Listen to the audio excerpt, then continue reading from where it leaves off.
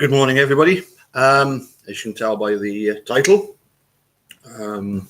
what do truthers want? I wanted to quickly look at what it is that we are wanting, as opposed to what the guilters think we are trying to do. They think we're trying to undermine their whole establishment.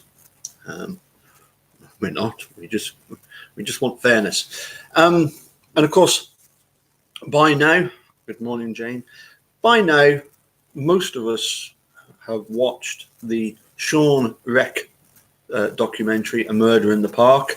For those of you that haven't, if you go to Linda Kay listening channel, Linda Kay's channel, she has got the whole of the Murder in the Park available so that anybody in the world can watch A Murder in the Park. Why is Sean Reck significant? Because, of course, he is the guy that is actually going to be is in the process of putting together this documentary, which is supposedly going to be fairer than Making a Murderer, because it's going to look at both sides of the debate. And apparently it's, well, as I say, Sean Reck is the guy that's putting this documentary, Convicting a Murderer, together.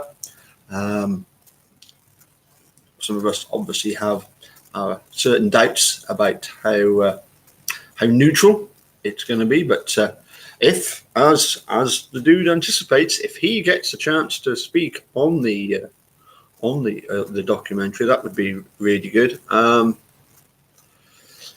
because he is very passionate when he gets talking. When you hear him talking about the case outside the Manitowoc courthouse, he was going really, really well.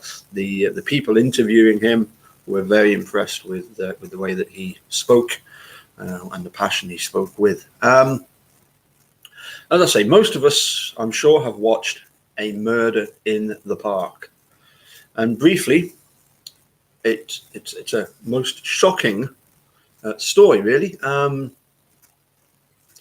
fellow called Tony Porter, found guilty of murdering two people in a park near a swimming bath, an outdoor swimming bath in Chicago, and is not only found guilty because of all the evidence against him, but is actually sentenced to the death penalty. The death penalty, I'm sure that for most of us, is absolutely ridiculous. It's as bad as the murder in the first place.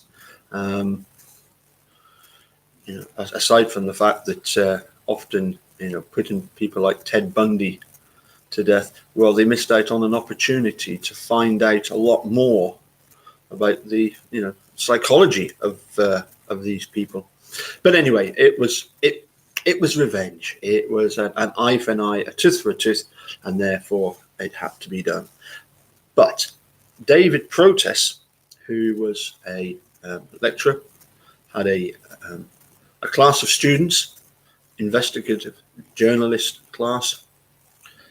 He set about freeing Tony Porter, or at least saving him from the death penalty. And so what they did was they managed to coerce, thanks to a private detective who dressed up as a policeman, and managed to coerce a confession out of old story Simon. When this confession was then played to the authorities in Chicago, before they'd even corroborated the circumstance of the confession or anything else, they just immediately released Tony Porter. Literally within, I believe, within 48 hours of him due to be executed, Anthony Porter was suddenly released without any real process gone through. And I would say that although we get a lot of people that say, are new to the case, and they say, well, why aren't Stephen Brendan free yet? They should just let them out. That isn't actually the case. You can't just suddenly say, oh, well, let people go based on a documentary. And I think most reasonable people would accept that. It's not that we want Stephen and Brendan just to be suddenly handed pardons. No, because that doesn't clear up anything. That does not clear it up. What needs to happen is a retrial. You have to have proper processes gone through, a retrial. The circumstances of, I think, Stephen's case are unique. I've looked now at lots of other cases, and yet there's all sorts of cases that are similar where people have been wrongfully convicted. I think that's just the nature of the beast. I don't see how you couldn't have similarities between various cases. For me, though, the circumstances behind Steven Avery's case, having been wrongfully convicted once and served 18 years, to then be wrongfully convicted again. The day that he's released in September of 2003, immediately you've got Andy Colburn writing a report about the fact that they knew that Steve was innocent 10 years previously, 8 years previously. Therefore, they had from September of 2003 to the end of October 2005 to decide what they were going to do, and they were definitely in a panic. The fact that as I say, Andy Colburn wrote that report immediately, and it was put in the safe. So, for me, when Ken Kratz says, you've got to believe that your sheriff's department killed Teresa Holbach, although he's trying to suggest, well, that's ludicrous to think that, and as far as any sane, defense lawyer are going to say, they're not going to say that. I don't think even Kathleen Zellner is going to say that. But for me, it's pretty obvious. They had 2 years to set this up.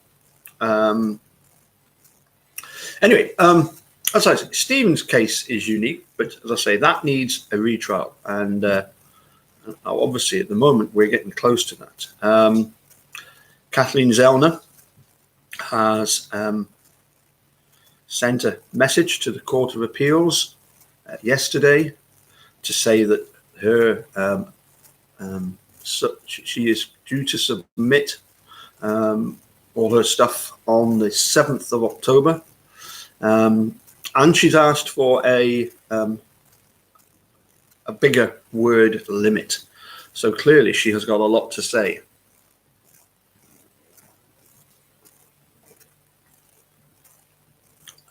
Recently, we've had people talking about lots of different cases. Some in particular, the Luke Mitchell case, the Michael Peterson case, the West Memphis 3 case. I think none of them are quite as shocking as, obviously, Steven Avery's case, which as I say, is unique.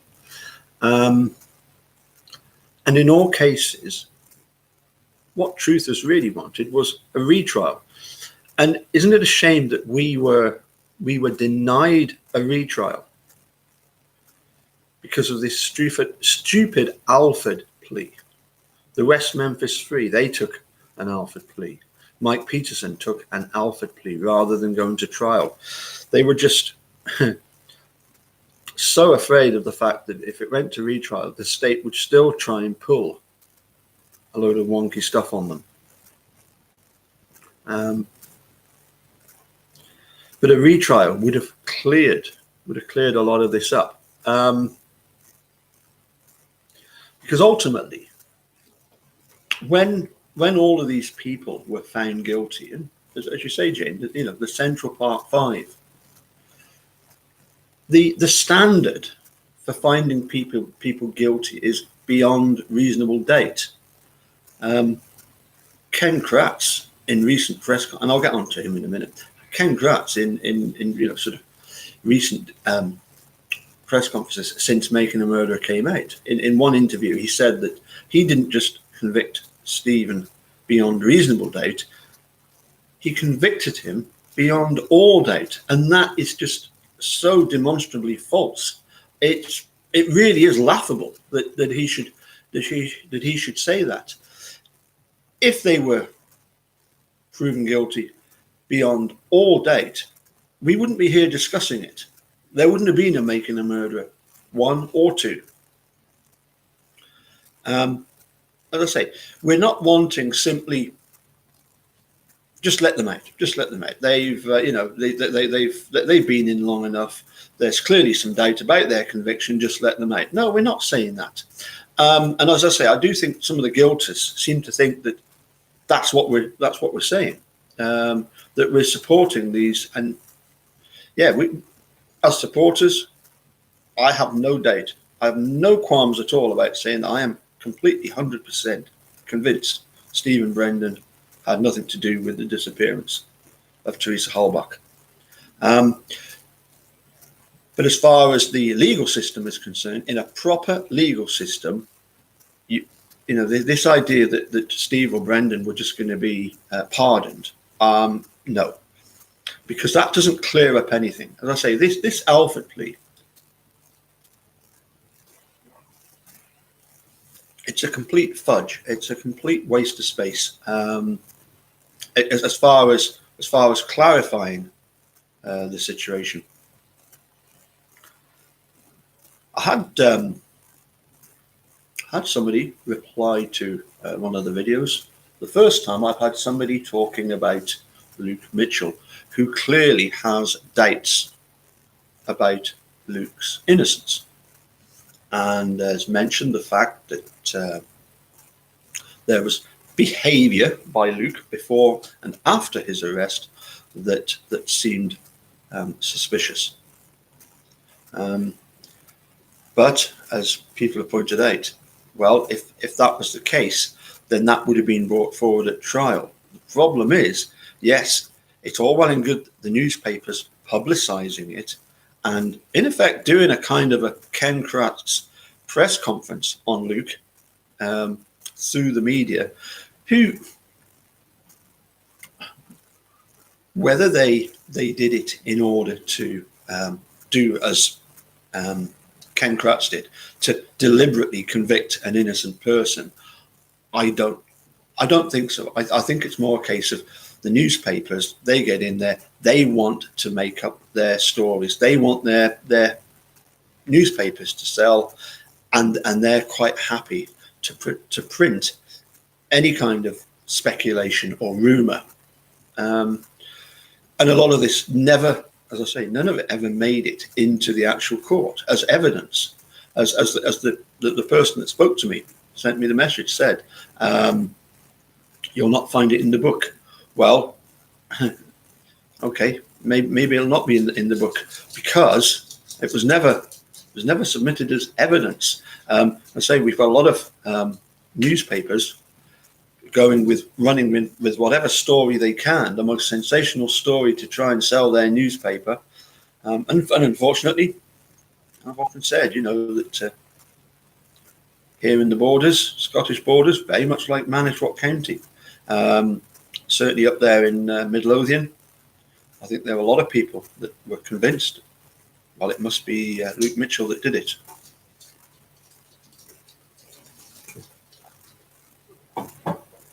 And I will just, we'll just try and find the message that I got. King Bear. So King Bear, I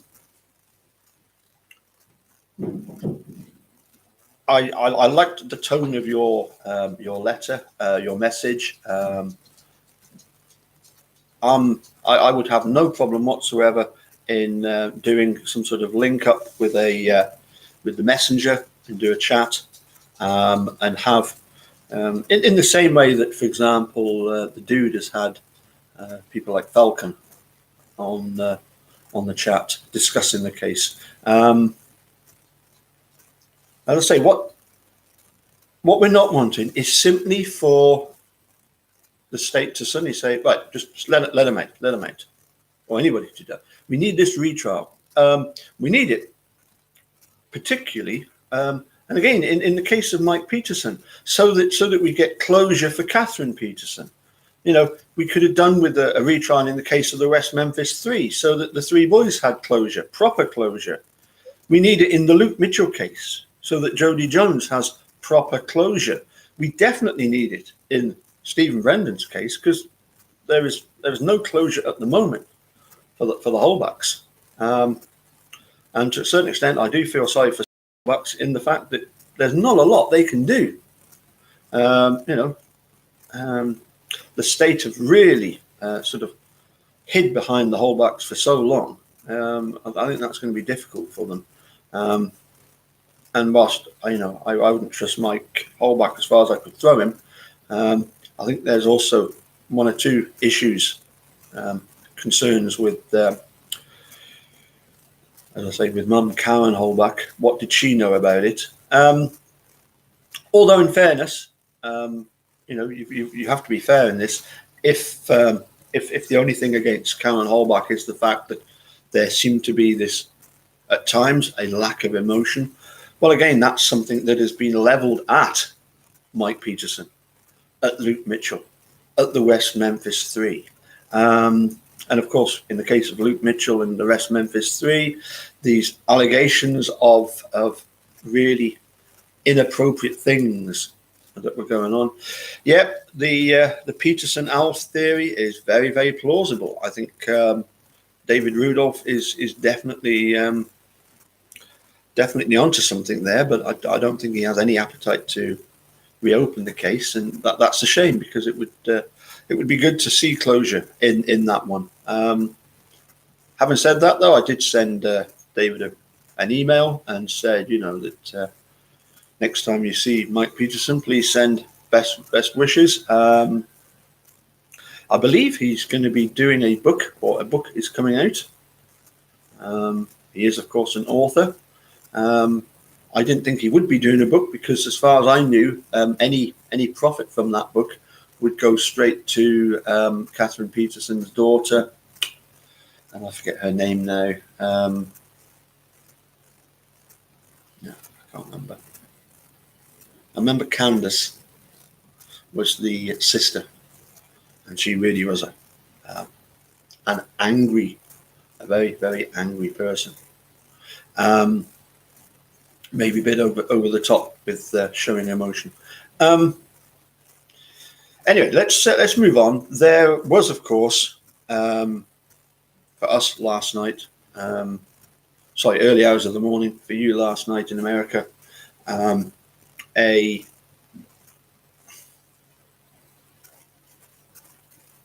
posting of a link to, I believe, every photograph that the Calumet Sheriff's Department took involving the Holbach investigation.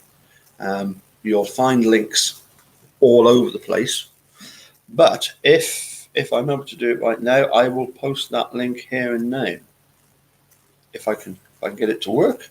And, I managed to do it yesterday, so fingers crossed. Let's see if I go to that. Yep, I think that's going to work. And if I do this, paste. There we go. There's the link to the literally thousands, I think 3,000 or 4,000 photographs of the Holbach investigation.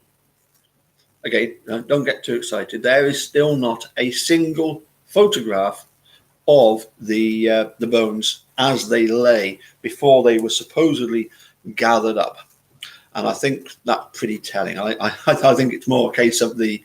I think it's more of a case of they were simply dumped, and then when Ertl comes along, they say, "Well, there we go. We've gathered them up for you." Interesting as well that they show footage or pictures of the whole of the burn pit being excavated, because of course, remember, in Making a Murderer 2, we're told about the fact that if you burn a body, you get this brown black goo type stuff. So they were looking, they'd got a little bit of surface blackness to the burn pit due to the tires and other stuff being burnt. What they were particularly looking for was stuff that had seeped into the ground. That's why they excavated it and found nothing. Rather amusingly, no, I haven't looked at them all. I haven't had time. I've looked at some of them. I mean, there are literally, it seems like there's hundreds of photographs just of bits of concrete that they jackhammered out of Steven Avery's garage. Absolutely ludicrous, ridiculous, the amount of photographs they've got of that. None, as I say, of the cremains. Although there's always this niggling doubt in the back of my mind, maybe they did take photographs of how they had been dumped, how the bones had been dumped. But of course, we all know somebody that likes to keep certain things in his private possession. Isn't it interesting that it's Tom Fassbender that protests to John Ertl about the lack of photographs being taken, and Ertl is none too pleased about that. So, well, I'm glad. If you can access them through that link, then that's good.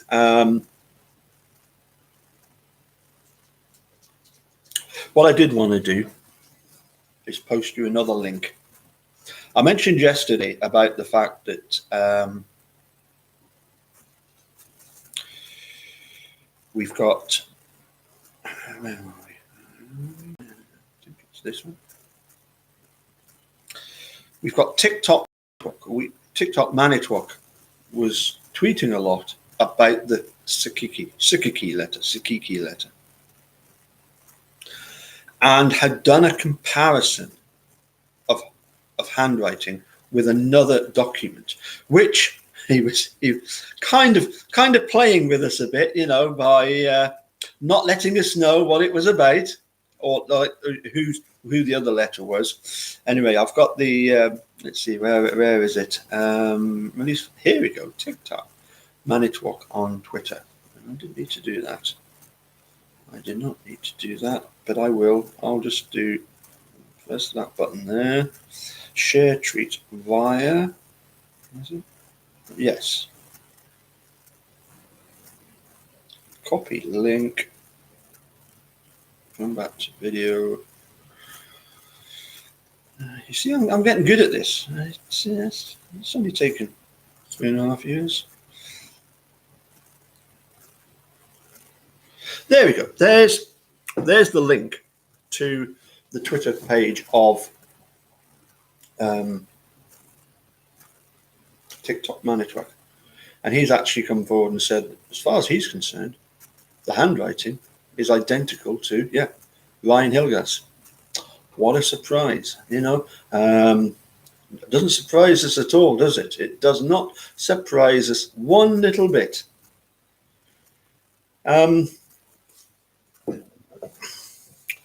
Ken Kratz, I know everybody's favourite subject, the prize subject. Ken Kratz.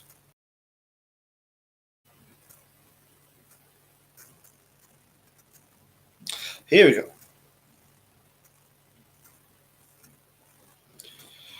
"13 hours ago, according to the video. Message from Woody Woodpecker Woody. Good day, Paul." So turn up for the books, trying to be nice to one another. Yep, that's right, it's from the map. "Good day, Paul. I figured it's time I come clean. You are right. I am Ken Kratz." Typical of Ken Kratz to put it in a way as to make it seem as if that's ludicrous. But I'm not sure. I think you really are Ken Kratz. "You have to understand, I am fighting for my reputation here. I prosecuted Steven Avery on the evidence I have and to the best of my ability. I maintain that Avery is guilty as found by the jury. I will never change my view or opinion. Your dog is very nice. The not the wee and the I think he's on about the border collie, black and white one. Border as in Scottish borders, border collie. I don't recognise the breed though. My daddy always said you can tell a man by his shoes. Good day. Strange that Ken Kratz has got this fetish about shoes. I was walking the dog that day, sat down at the bench, did the video. We'd been walking through grass. In the Bible, we're told that it rained for 40 days and 40 nights, and it was a disaster. Here in Scotland, what do we call it? Summer. The grass is wet. The ends of my shoes are a different colour to the other side of the shoes. Very strange. Anyway, let's see what. So anyway, I simply replied by Woody, Woodpecker Woody. Good of you to come clean, Ken. How are the book sales going? To which Woody replied, so Ken replied with the greatest respect, Paul, I would not like to venture into that area.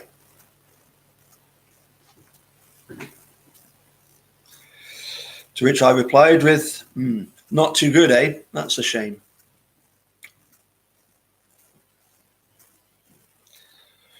Ken replied with, well, you know, everyone knows that book selling is a quick hit. I make up for it elsewhere with radio and television interviews. The reviews from yourselves didn't help. Started well, but, well, you know. I wouldn't worry too much, Ken. You know, there's 80,000 people in Manitowoc.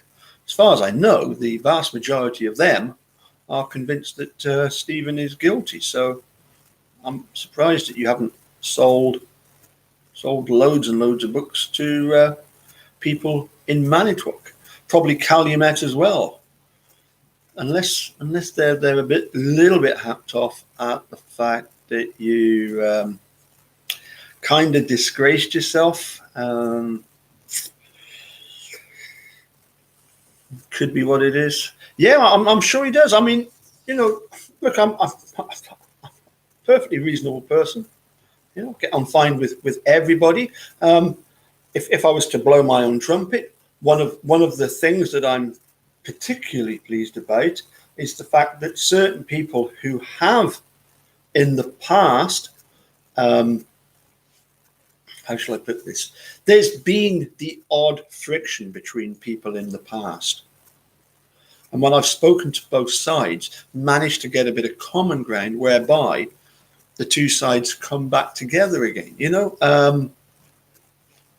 Although still with a little bit of, you know, keep you at sort of arm's length. But okay, I'll listen to you now. Whereas before it was particularly nasty, the comments to one another. And I've always said you're going to get that when people feel so bad for Steve and Brendan about the predicament that they're in.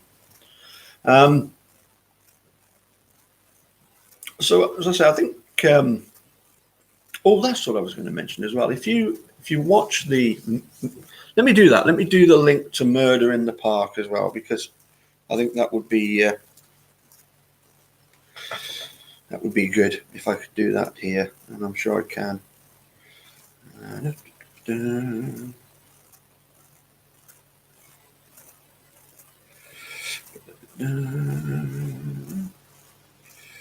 On that one, videos, and well, of course, that's the other good thing about Linda. If you go to Linda K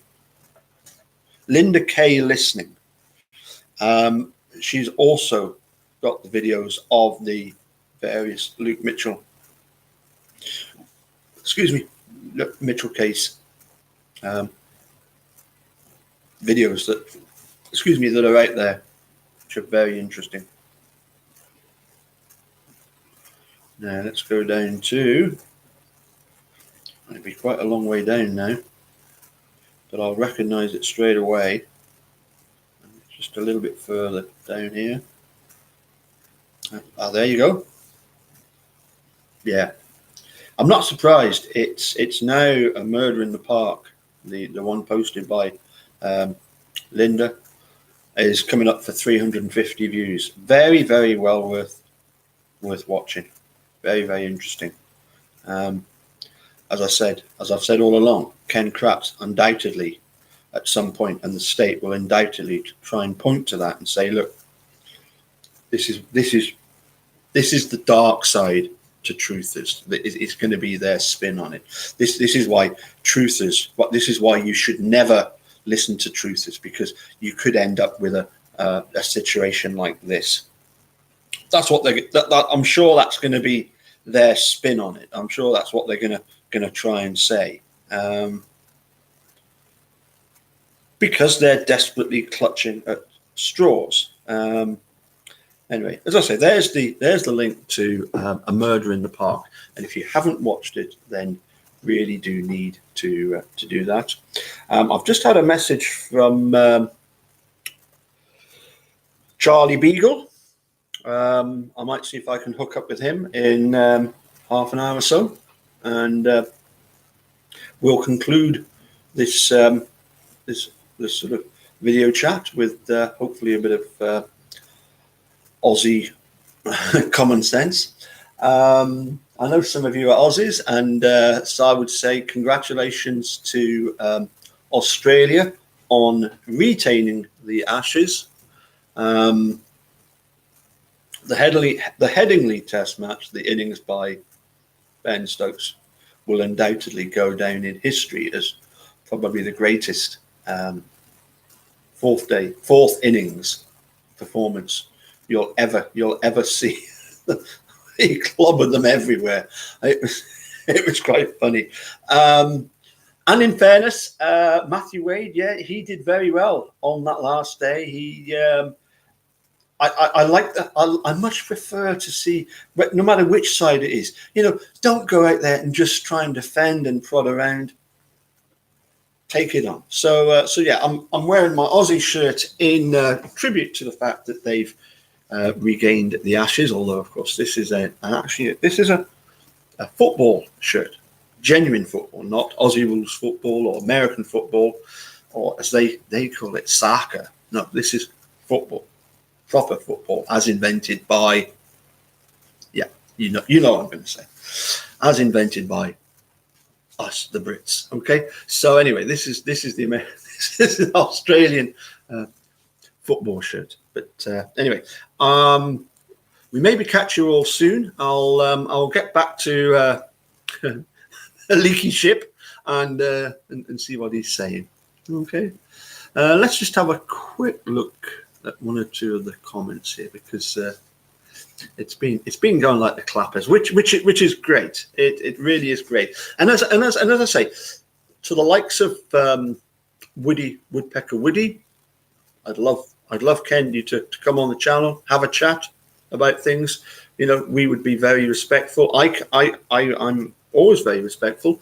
And to King Bear, you were saying about the fact that you've got people who went to Dalkeith High School that know, the Jody and Luke. And I would just point out that similarly, my former pupil, who is doing very well as a band leader, Scottish country dance band leader. Hopefully we'll get him on one day and he can play live something like The Heights of Casino, something a 6/8 pipe march. Wouldn't that be good, eh? Played by Derek. And then to talk a little bit about the fact that, I'll say, he was like, I think 1 or 2 years above Jody and Luke. In case you didn't realise this, what I do find interesting is that the murder happened at the end of June. Luke wasn't arrested for, I believe it was about 8 or 9 months later, although they took him in for questioning that night, took off all his clothes and everything. I say not a single speck of Jodi's DNA on him, which is blood, anything in his hair, fingernails.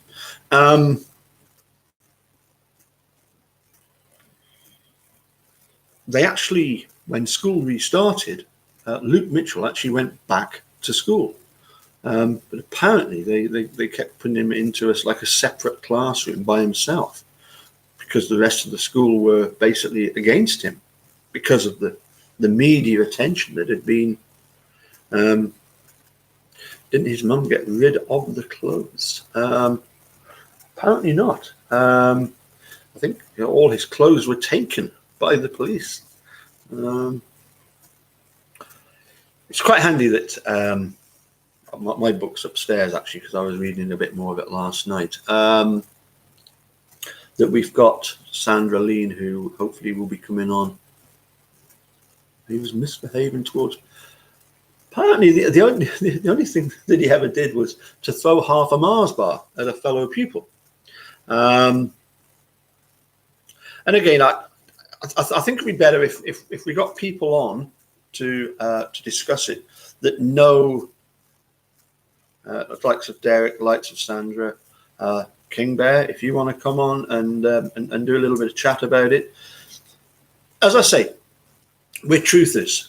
First and foremost, what we want is we want to know the truth about what happened, because we feel quite rightly that once you know the truth about something, then if somebody is innocent, they will be released if they were wrongfully convicted. And if somebody is out there who was the murderer, they will then end up swapping places with the person that's been released. So I think it's, I think, as I say, it's very important that all we're saying is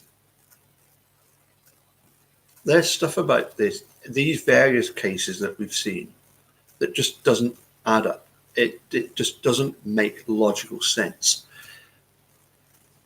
Even guilters. I remember, for example, when I used to have conversations with Thomas Hentz, even he would say, yes, I suppose that Stephen probably does deserve a retrial, because there were aspects of the case which are just bonkers, completely wrong. And that's all we're saying is, if the state are quite happy with that person's conviction, let's have the retrial. Let's, particularly as there have been advancements in DNA technologies, let's have this retrial and let's put it to bed. Let's sort it out. That's all we're saying. And to the for want of a better word, to the fair-minded guilters out there, if there are some, and I'm sure there are, then what have the state got to be afraid of? That's all we're saying is just let's get this retrial in various cases. As I say, this Alford plea, what a complete fudge. Another interesting thing is that in the staircase, David Rudolph talks about the fact that in Scotland we have the not proven verdict. I have spoken with one or two members of the constabulary, and the general consensus of opinion is that this not proven is not really such a good thing. It is a little bit like this Alford plea because it leaves this shadow of doubt. And for a lot of people, or for most people who then are released or are found not proven, that is not satisfactory for them or for the people that they live amongst. So whilst in theory, if somebody is not proven, that should be it. You should accept it wasn't proven. In reality, people don't necessarily work like that. Anyway, we might catch you soon. I'll have a quick chat with Leaky Ship Charlie Beagle and see what's up. So bye for now, and thank you all for tuning in. See you soon.